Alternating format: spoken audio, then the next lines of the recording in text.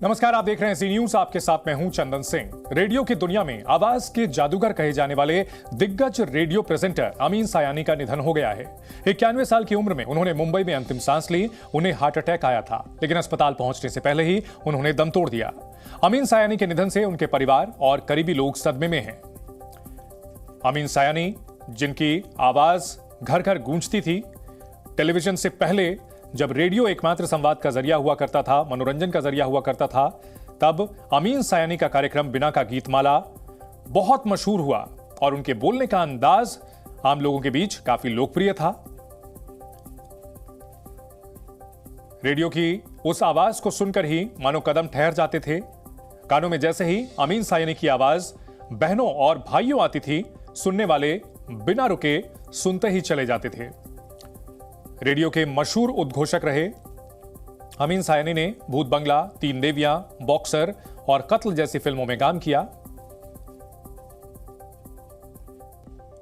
आवाज की दुनिया के नामचीन सितारों में से एक अमीन सायानी, 91 साल की उम्र में उनका निधन हुआ।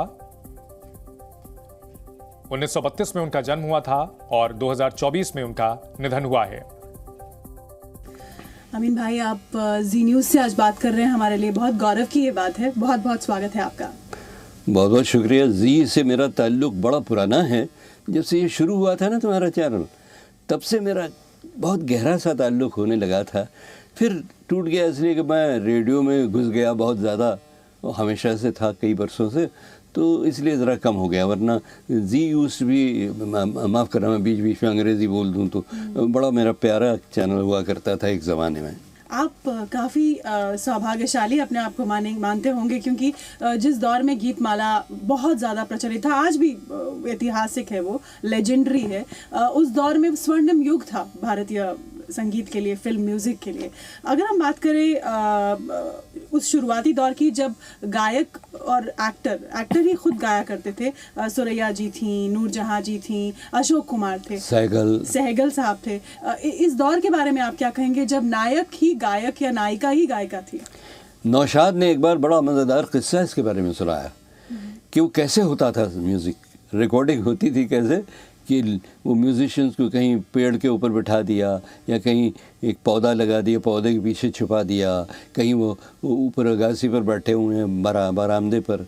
और कभी कभी क्या था कि ज़रा सा डर भी रहता था कि कहीं उधर से गिरे तो ख़त्म, हड्डी टूटेगी।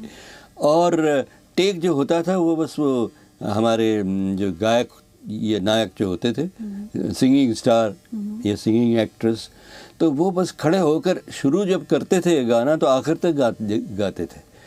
रीटेक वगैरह नहीं होता था। अगर रीटेक होना पड़ता नहीं, पूरी शूटिंग फिर से होती थी, तो शूटिंग के साथ वो गाना होता था।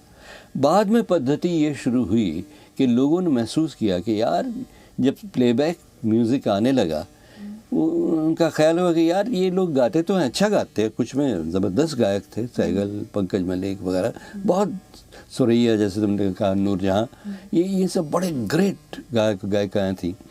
लेकिन फिर भी डायरेक्ट गाने में वो इतना मज़ा नहीं आता था।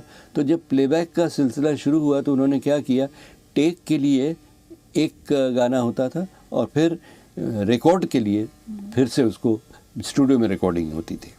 ऐसे बहुत काफ़ी अरसे तक चलता रहा। फिर जब प्लेबैक सिस्टम पूरी तरह आ गया, अनिल विश्वास जैसे लोगों ने उसको बहुत बढ़ावा दिया।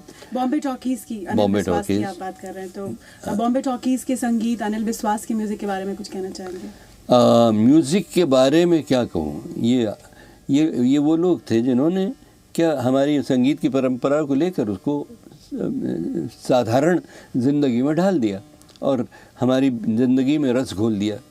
ऐसे कई लोग थे, नाम कहाँ तक लूँ, ख़त्म ही नहीं होगी लिस्ट। उस दौर की जो गायिका नायिका थी, जैसे सुरैया जी और नूरजहां जी, उनकी आवाज़ और जो वो पर्दे पे उनका पोर्ट्रेयल होता था, दोनों ही एक उसमें एक अलग ही अंदाज, एक अलग ही इनोसेंस झलकती थी। तो उसके बारे में कुछ कहना चाहेंगे आप? ये था कि उसमें उनको कॉन्सेंट्रेट ज़्यादा करना पड़ता था, वरना तो हर कला में अब जो गाता है, लता गाती हैं, आशा गाती हैं, रफ़ी गाते थे, किशोर, हेमंत, तलत, ये वगैरह जब गाते थे तो इमोट तो उन्हें करना पड़ता था, अपनी जो भावनाएं थी वो तो दिखानी पड़ती हैं। अगर तुम अच्छे गायक को गाते हुए सुनो तो पता चलेगा कि जब वो कुछ मुस्कुराने की बात होती तो वाकई वो मुस्कुराते थे और वो माइक्रोफोन में आवाज़ में आती थी मुस्कुराहट, या अगर वो सैड होते थे तो पूरा चेहरा सैड हो जाता था।